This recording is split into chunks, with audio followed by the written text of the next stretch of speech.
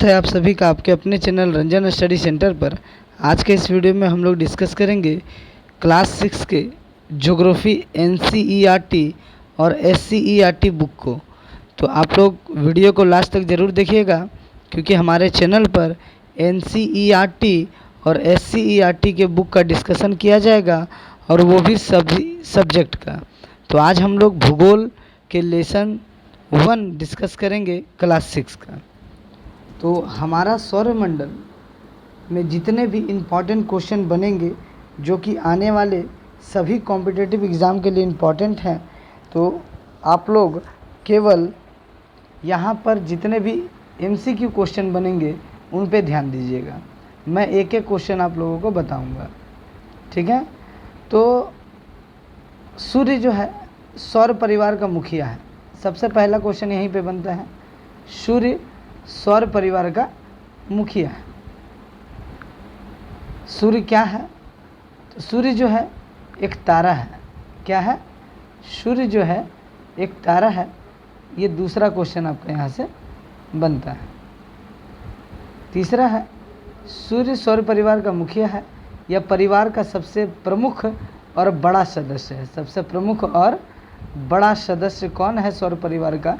तो वो सूर्य है। अगला देखें क्वेश्चन। अगला क्वेश्चन क्या बनेगा यहाँ पे कि दूरबीन से देखने पर सूर्य की सतह से उठती हुई आग की लपटें दिखाई देती हैं। इन आग की लपटों को क्या कहा जाता है? तो इसे हम लोग, इन आग की लपटों को हम लोग सौर प्रज्वाल कहते हैं। सौर प्रज्वाल कहते हैं। अगला यहाँ पे पॉइंट देख सकते हैं, हमारी पृथ्वी से सूर्य जो है कई गुना बड़ा है। अब हम लोग ग्रहों के बारे में कुछ परिचय जानेंगे, ग्रहों के नाम के बारे में जानेंगे। बुध, शुक्र, पृथ्वी, मंगल, बृहस्पति, शनि, अरुण, वरुण। तो यहाँ पर देख सक रहे हैं आप सभी, हमारे सौरमंडल में पाए जाने वाले 8 ग्रह के नाम हैं। बुध, शुक्र, पृथ्वी, मंगल, बृहस्पति, शनि, अरुण, वरुण। तो यहाँ पर इससे कई सारे क्वेश्चन बनेंगे। जैसे आप लोग देख सकते हैं, यहाँ पे नीचे में पॉइंट है, मंगल ग्रह। मंगल ग्रह को लाल ग्रह कहा जाता है। क्या कहा जाता है? मंगल ग्रह को लाल ग्रह कहा जाता है। साथ ही साथ सूर्य के सबसे निकट ग्रह कौन है?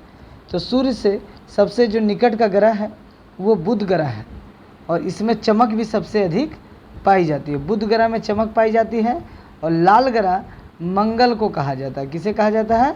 मंगल को। और हमारे सौरमंडल को आप लोग देख सक रहे हैं कि सूर्य एकदम इसके मध्य में स्थित है। उसके बाद यहाँ पे बुध है, फिर शुक्र है, पृथ्वी है, मंगल है, बृहस्पति है, शनि है, और अरुण, वरुण। अरुण का नाम यूरेनस और वरुण का नाम नेपच्यून है।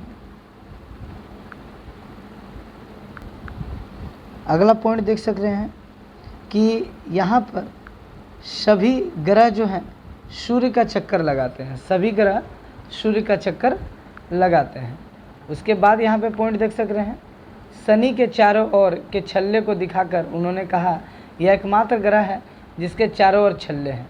यानी शनि एक ऐसा ग्रह है जिसके चारों तरफ वलय यानी छल्ले पाए जाते हैं।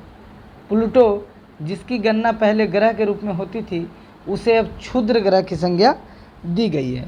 यानी कि पहले हमारे सौरमंडल में 9 ग्रह थे सौर परिवार में। अब जो प्लूटो है काफ़ी दूर चला गया है, इसीलिए इसे क्षुद्र ग्रह कहा जाता है। अब अगला पॉइंट हम लोग देखेंगे यहाँ पे,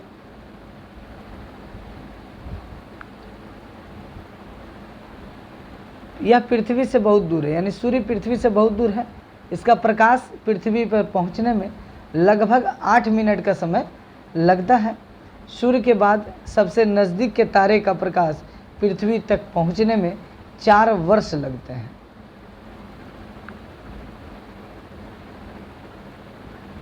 यहाँ पर हम लोग देख सक रहे हैं पॉइंट, चूँकि पृथ्वी का 71% भूभाग जल से घिरा है। कितना है?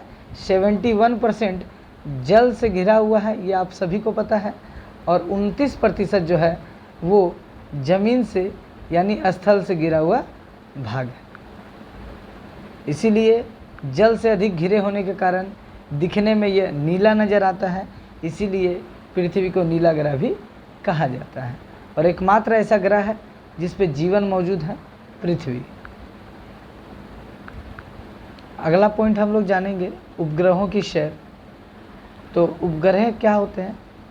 तो यह पृथ्वी का एकमात्र उपग्रह है। तो कौन है? चांद। पृथ्वी का एकमात्र उपग्रह जो है चंद्रमा है, जो ग्रहों की परिक्रमा करते हैं। जो सूर्य की परिक्रमा करते हैं उन्हें ग्रह कहा जाता है, और जो ग्रहों की परिक्रमा करते हैं उन्हें हम लोग उपग्रह कहते हैं। तो चंद्रमा पृथ्वी के बहुत नज़दीक होने के कारण इतना बड़ा दिखाई देता है। चंद्रमा का प्रकाश पृथ्वी पर लगभग 1.25 सेकंड में पहुंचता है। कितना में? 1.25 सेकंड में पहुंचता है। चंद्रमा पृथ्वी की एक परिक्रमा 27 दिन 8 घंटे में पूरा करती है। यानी चंद्रमा पृथ्वी के चारों तरफ घूम के एक परिक्रमा को 27 दिन 8 घंटे में पूरा करती है। इतने ही समय में वह अपने अक्ष पर भी एक बार घूम जाता है। यही कारण है कि हमें सदैव चंद्रमा का एक ही चेहरा दिखाई देता है। अब हम लोग जानेंगे कि बृहस्पति के 63 और शनि के 62 उपग्रह हैं। पृथ्वी के एक उपग्रह है जिसका नाम है चंद्रमा, उसी तरह बृहस्पति के 63 उपग्रह हैं, शनि के 62 उपग्रह हैं। बुध और शुक्र का कोई भी उपग्रह नहीं है। तो बुध और शुक्र के पास कोई भी उपग्रह नहीं है। और एक बात, शनि ग्रह का टाइटन सबसे बड़ा उपग्रह है। तो शनि ग्रह का जो सबसे बड़ा उपग्रह है उसका नाम है टाइटन।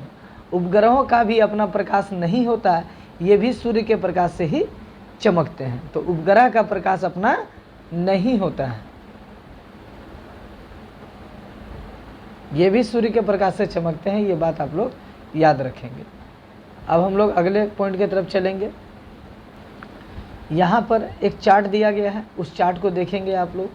साथ ही साथ यहाँ पर देख सक रहे हैं कि सौर परिवार में तारों, ग्रहों एवं उपग्रहों के अतिरिक्त बहुत सारे छोटे छोटे पिंड भी सूर्य का चक्कर लगाते हैं। इन्हें हम लोग क्षुद्र ग्रह कहते हैं। क्या कहते हैं? क्षुद्र ग्रह। ये मंगल एवं बृहस्पति के कक्षाओं के बीच होते हैं।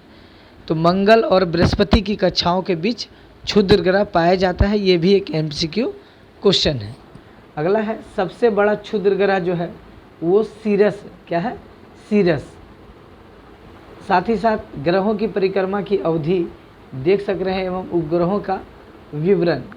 तो यहाँ पे बुध ग्रह, शुक्र, पृथ्वी, मंगल, बृहस्पति, शनि, यूरेनस, नेपच्यून कौन कितना परिक्रमा करता है ये आप लोग देख सक रहे हैं। पृथ्वी का एक उपग्रह चंद्रमा है, मंगल के 2 उपग्रह, बृहस्पति के 63, शनि के 62, यूरेनस के 27 और नेपच्यून के 23 उपग्रह हैं। और परिक्रमा यहाँ पे देख सक रहे हैं कौन कितना जो है दिन में परिक्रमा या कितने घंटे में परिक्रमा करते हैं।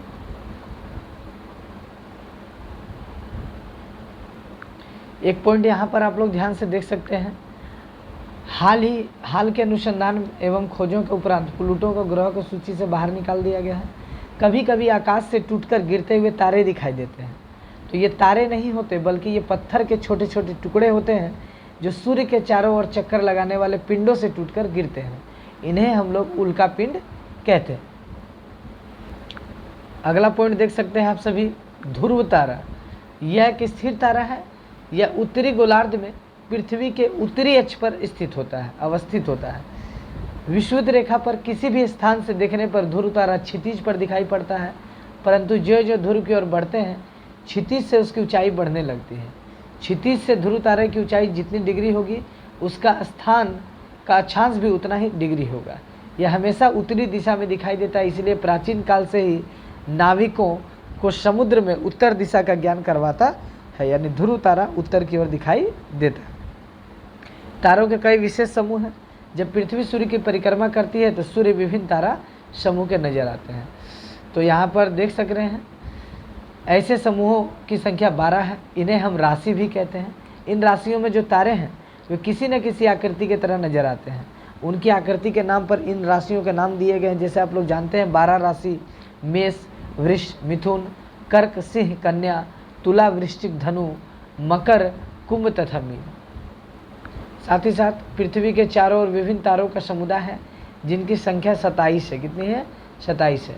चांद को पृथ्वी के परिक्रमा करने के दौरान किसी न किसी तारों के इन समूह से गुजरना पड़ता है। तो यहाँ कई सारे नक्षत्र के नाम हैं: अश्विनी, भरणी, कृतिका, रोहिणी, मृगशिरा, आद्रा, पुनर्वसु, पुष्य, अश्लेषा, मघा, पूर्वा फाल्गुनी, उत्तरा फाल्गुनी, हथिया, चित्रा, स्वाति, विशाखा, अनुराधा, ज्येष्ठ, मूल, पूर्वा आषाढ़, उत्तरा आषाढ़, श्रावण, घनिष्ठा, सद्भिषा, पूर्वा भाद्रा, भाद्रपद्रा, रेवती। इनमें से प्रत्येक नक्षत्र में 14 दिन पार कर लेती है, इसलिए नक्षत्रों की अवधि 14 दिनों की होती है। ये यहाँ से इम्पोर्टेंट बात आप लोग याद रखेंगे। ये इस लेसन का आखिरी पॉइंट है। आकाशगंगा तारों की नदी है। इसके अलावा ब्रह्मांड में अनेक आकाशगंगा भी है। गोविंद ने पूछा, ये आकाशगंगा क्या है पिताजी? खुले आकाश में कहीं कहीं रास्ते की तरह दूर दूर तक असंख्य तारे फैले हैं। चौड़े सफ़ेद चमकदार पट्टी होती है। इसकी कल्पना आकाश में प्रकाश की एक बहती नदी की तरह की गई है। इसे ही आकाशगंगा कहते हैं। सप्तऋषि तारों का समूह। तो सप्तऋषि कहने का मतलब है, गोविंद जब रात में तुम देखोगे तो उत्तर दिशा में 7 तारों का एक समूह नजर आएगा, जिसे हम लोग सप्तऋषि के नाम से जानते हैं। तो किस दिशा में है? उत्तर में। ध्रुव तारा भी उत्तर दिशा में दिखाई देता है। भारतीय विद्वानों ने इसका नामकरण ऋषियों के नाम पे किया है। इस प्रकार है: ऋतु, पुलह, पुलस्त्य, अत्रि, वशिष्ठा, अंगिरा, मरीचि। यूनानी ग्रंथों में इसे alpha, beta, gamma, delta, epsilon, एटा एवं जेटा कहा गया है। ऋतु एवं पुलह को मिलाने वाली रेखा उत्तर दिशा का सूचक है। तो ये लेसन आपका अब कंप्लीट होता है। उम्मीद है आपको वीडियो अच्छी लगी होगी। चैनल पर नए जुड़े होंगे सब्सक्राइब जरूर कर दीजिएगा, क्योंकि इसी तरह के इम्पॉर्टेंट वीडियो आपको सभी सब्जेक्ट के हमारे चैनल पर लाए जाएंगे, NCERT और SCERT। तो हमारा सौरमंडल यानी भूगोल का क्लास 6 का लेसन 1 आपका कंप्लीट होता है। धन्यवाद।